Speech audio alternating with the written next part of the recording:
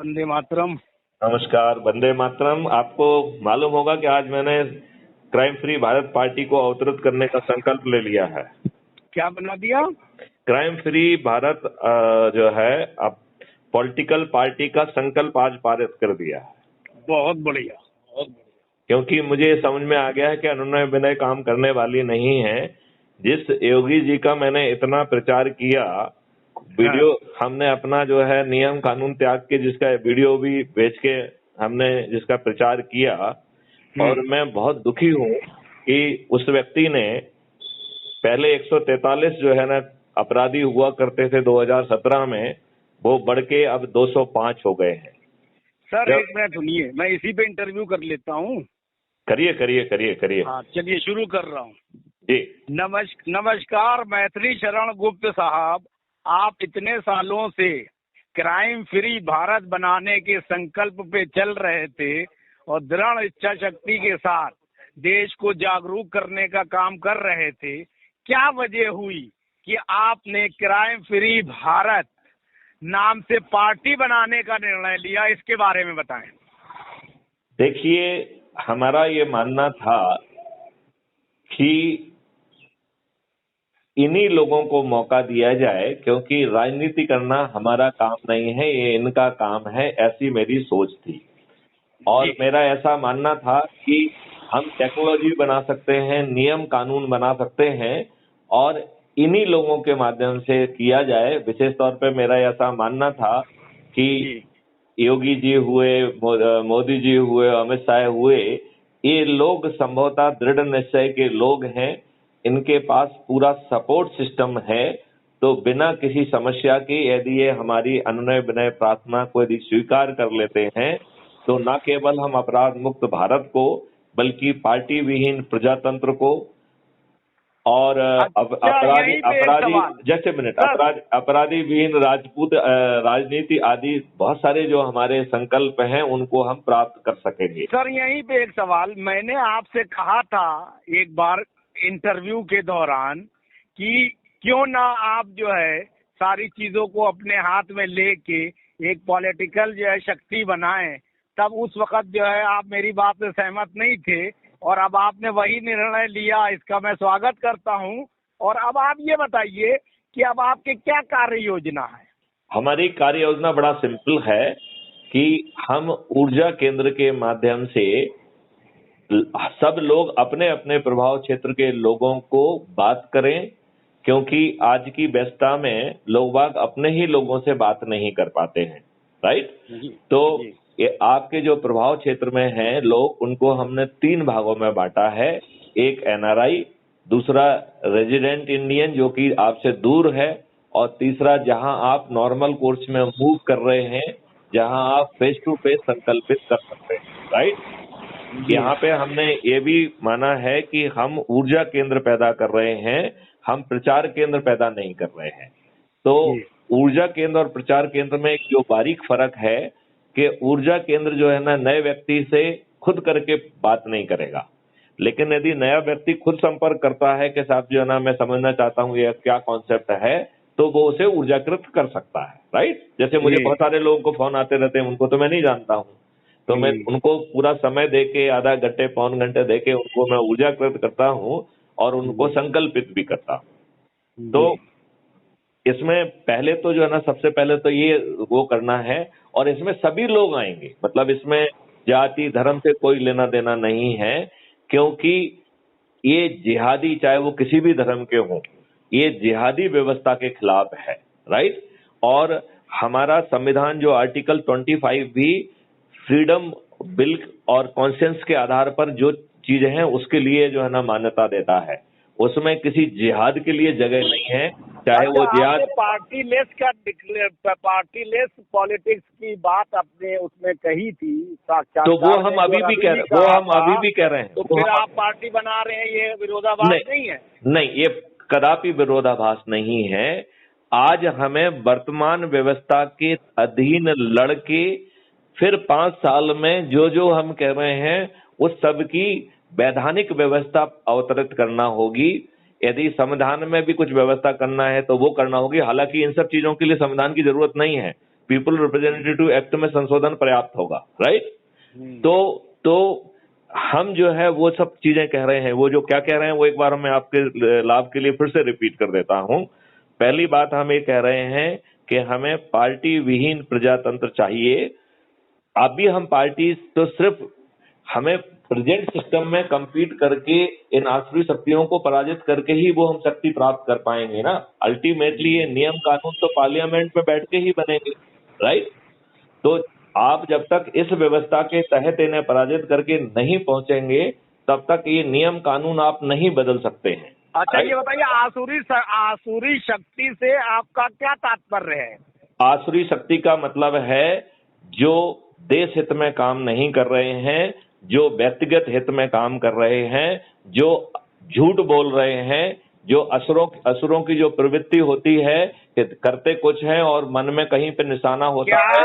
क्या ये माना जाए कि प्रधानमंत्री नरेंद्र मोदी, गृह मंत्री अमित शाह और मुख्यमंत्री योगी आदित्यनाथ आसुरी शक्ति का प्रतिनिधित्व कर रहे हैं? यदि वो आसुरी शक्ति का प्रतिनिधित्व नहीं कर रहे हैं तो 205 जो है विधायक, उन्होंने हमारी आस्था के विरुद्ध, हमने तो वोट योगी मोदी को दिया है, फिर उन्होंने हमारे सिर पर जो है ना अपराधियों को क्यों थोपा है? तो यदि उन्होंने अपराधियों को थोपा है तो निश्चित तौर पे वो आसुरी शक्ति को रिप्रेजेंट करते हैं। अच्छा, और ये बताइए कि आप जो है अभी एट प्रेजेंट आपकी क्या जो है रूपरेखा तैयार की है, किस तरह से लोगों को पार्टी में जोड़ेंगे? देखिए, पार्टी किसी पार्टी से गठबंधन करेगी कि नहीं करेगी? कोई नहीं करेगी, कोई नहीं करेगी, किसी से कोई गठबंधन नहीं होगा। हाँ, यदि कोई हमारा ऊर्जा केंद्र बनके वो किसी भी से संबंधित हो, राइट, उसे जो है एक पहले तो ऊर्जा केंद्र बनना होगा। ऊर्जा केंद्र बनने के बाद जो है जो से संकल्प के हिसाब से कार्रवाई करना होगी। फिर वो कह सकता है कि साहब मैं पार्टी के सदस्य के रूप में भी आना चाहता हूं, मेरा ये बायोडाटा है और मैं इस स्तर पे काम करना चाहता हूं, राइट। तो उसके बायोडाटा के आधार पर जो है फिर ये निर्णय लिया जा सकता है कि इसको जिस स्तर का काम बताया कह रहा है ये वो करने के लिए सामर्थ्य रखता है कि नहीं रखता है, राइट, और उसको उस स्तर का महा ऊर्जा केंद्र फिर घोषित किया जाएगा। तो आपने ये पार्टी बनाने का संकल्प लिया है कि पार्टी रजिस्ट्रेशन करा लिया है? नहीं, आज तो संकल्प लिया है, अब हो जाएगा रजिस्ट्रेशन। अभी तक तो संकल्प ही नहीं था, अभी तक तो संकल्प ये था कि 2024 में देखेंगे। अच्छा, आपकी पार्टी के मूल जो है तत्व क्या है, सिद्धांत क्या है, आदर्श क्या है? इसका आदर्श है नंबर 1 पार्टी विहीन प्रजातंत्र, नंबर 1। नंबर 2 अपराध विहीन राजनीति, राइट। नंबर 3 खर्च विहीन चुनाव व्यवस्था। नंबर 4 इसमें जो खर्च विहीन चुनाव व्यवस्था में there will be the separation of the legislature and political executive. So there will be the दो स्तर के चुनाव होंगे। पहले उससे लेजिस्लेचर का चुनाव होगा और जो लेजिस्लेचर होंगे वो अपने मंत्रियों का और प्रधानमंत्री का चुनाव करेंगे, राइट। तो जो प्रधानमंत्री और मंत्री हैं वो जिन लेजिस्लेचर ने उन्हें चुना है उनकी मेहरबानी से वो सरवाइव नहीं करेंगे, उनके विरुद्ध कोई कॉन्फिडेंस मोशन नहीं आएगा, राइट। और वो जो है लेजिस्लेचर में बैठेंगे जवाब देने के लिए, वो लेजिस्लेचर में बैठेंगे, उनको वोटिंग पावर नहीं होगा पॉलिटिकल एग्जीक्यूटिव को। वो जो है ड्राफ्ट लॉ ला सकते हैं। तो ड्राफ्ट लॉ लाने के 3 प्रावधान होंगे। एक लेजिस्लेचर लेके आएगा, तीसरा इवन जो एनजीओज हैं, ये लोग हैं, ये भी प्रपोज ड्राफ्ट जो है ना सबमिट कर सकते हैं। यदि वो प्रपोज ड्राफ्ट पे जो कोई रिक्विजिट नंबर के लेजिस्लेचर को यदि सपोर्ट मिल जाता है तो वो पार्लियामेंट में पेश किया जा सकता है, राइट। अच्छा, ये बताइए कोई राजनीतिक दल आपकी विचारधारा से और राष्ट्रीयता से ओतप्रोत होता है और वो आपसे जो है संपर्क करे, या वो आप उससे क्या संपर्क करेंगे अच्छे उद्देश्य के लिए? हमारा मानना ये है कि वो हमसे ऊर्जा केंद्र के रूप में जुड़े, राइट। तो उसके प्रभाव क्षेत्र के जितने भी लोग हैं वो उस ऑटोमेटिकली ऊर्जा केंद्र बन जाएंगे, राइट जी। फिर जो है वो अपने हिसाब से, क्योंकि हम जो है ना हर व्यक्ति से पूछ रहे हैं कि भैया अपना आप मोबाइल नंबर बताइए, नाम बताइए, आप समर्थन करते हैं इसका कि नहीं करते हैं, और आप क्या जिम्मेवारी निर्वहन करना चाहते हैं। तो हर ऊर्जा केंद्र जो है वो क्या जिम्मेवारी निर्वहन कर सकता है, अपने बायोडाटा के साथ अप्लाई कर सकता है और उसे जो है जो एग्जीक्यूटिव कमेटी है वो उस पर विचार करके उस पर निर्णय लेगी। वो आपसे जो है क्यों संपर्क करे, इसकी क्या मेन आकर्षक पॉइंट क्या है? क्योंकि हर किसी के पैर में बीमारी फटी हुई है। आज आसरी व्यवस्था से हर कोई दुखी है। आज आपकी जो है ना FIR दर्ज नहीं हो रही है। आज जो है इन आपके जो सो कॉल जो है लेजिस्लेचर हैं, इनके स्थायी वारंट हैं। ये जो है अपनी मंच में गुंडा और बदमाशों को बिठा रहे हैं। इन्होंने जो है ना पूरे सिस्टम को अपने ग्रिप में ले लिया है। इनकी कहने पे FIR दर्ज नहीं हो रही हैं। बिना इनके जो है ना इंडिकेशन के गिरफ्तारियां नहीं हो रही हैं। पूरी न्याय व्यवस्था और पूरी प्रशासकीय व्यवस्था एक मौकरी बन गई है। 2006 में जो सुप्रीम कोर्ट ने निर्णय लिया था कि पॉलिटिकल इंटरफेरेंस कैसे कम होगा, इन दुष्टों ने 2006 से 2022 के बीच में 16 साल में पॉलिटिकल इंटरफेरेंस को फुल और कंप्लीट कर लिया है। आज सिपाही से लेकर DG तक एक भी ऐसा व्यक्ति नहीं है। इसका मतलब सुप्रीम कोर्ट की कोई हैसियत नहीं रही राजनेताओं के आगे?